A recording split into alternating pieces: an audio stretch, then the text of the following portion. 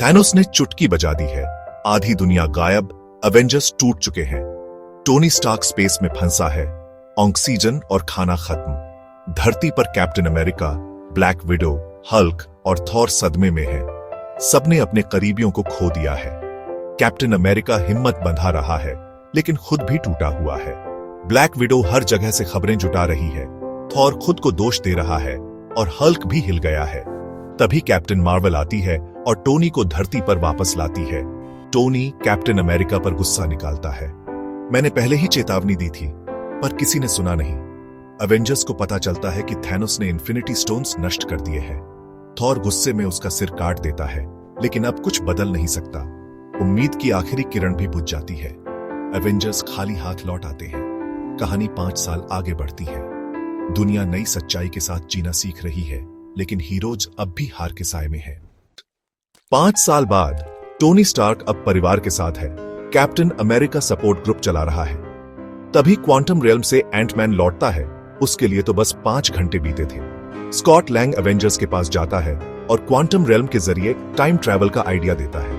क्या हम अतीत में जाकर स्टोन्स ला सकते हैं? टोनी पहले मना करता है, लेकिन बेटी और पीटर पार्कर की याद उसे बदल देती है। वो टाइम ट्रैवल का तरीका खोज लेता है। ब्रूस बैनर अब स्मार्ट हल्क बन चुका है और मदद के लिए तैयार है। टीम इकट्ठा होती है। थॉर, जो अब न्यू एसगर्ड में बिखरा हुआ है, और हॉकी, जो रॉनिन बन चुका है। रॉकेट और नेबुला भी टीम में है। प्लान सब अलग अलग टाइमलाइन में जाकर इन्फिनिटी स्टोन्स लाएंगे। ये है टाइम हाइस्ट। टाइम हाइस्ट शुरू। टोनी, कैप, हल्क और एंटमैन न्यूयॉर्क 2012 में 3 स्टोन्स लेने जाते हैं। हल्क एंशंट 1 से टाइम स्टोन ले आता है। कैप माइंड स्टोन लेता है, लेकिन लोकी स्पेस स्टोन लेकर भाग जाता है। टोनी और कैप 1970 में जाकर टेसरैक्ट और पिम पार्टिकल्स हासिल करते हैं।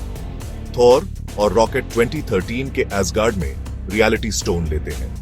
थॉर को अपनी मां से मिलने का मौका मिलता है, जो उसे हिम्मत देती है। ब्लैक विडो और हॉकाई वॉर्मियर जाते हैं, जहां सोल स्टोन के लिए कुर्बानी देनी होती है।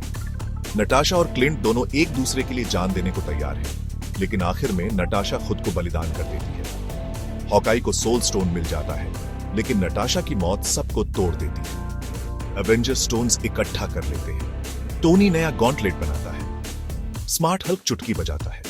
गायब हुए लोग वापस आ जाते हैं, लेकिन खतरा अभी बाकी है। हल्क की चुटकी के बाद 2014 का थैनोस अपनी आर्मी के साथ आ जाता है और एवेंजर्स हेडक्वार्टर तबाह कर देता है। आयरन मैन, कैप और थॉर मिलकर थानोस से भिड़ते हैं। कैप पहली बार मिजोलनर उठाता है, वो भी वर्दी है। थानोस सबको पछाड़ देता है। कैप अकेला खड़ा है। तभी डॉक्टर स्ट्रेंज के पोर्टल्स खुलते हैं। सारे हीरोज लौट आते हैं। कैप्टन अमेरिका चिल्लाता है, एवेंजर्स असेंबल, और फाइनल बैटल शुरू होती है।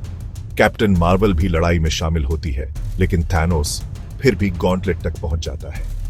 थैनोस चुटकी बजाने ही वाला है, लेकिन टोनी चालाकी से स्टोन्स अपने पास ट्रांसफर कर लेता है। टोनी कहता है, आई एम आयरन मैन, और चुटकी बजाता है। थैनोस और उसकी आर्मी राख बन जाते हैं। टोनी की जान चली जाती है। पेपर कहती है, you can rest now. Tony का बलिदान सबको तोड़ देता है। अंतिम संस्कार में सभी हीरोज शामिल होते हैं। कैप टाइम स्टोन्स लौटाने जाता है, लेकिन बूढ़ा होकर लौटता है। अपनी शील्ड सैम को सौंपता है। एक युग खत्म, नई शुरुआत।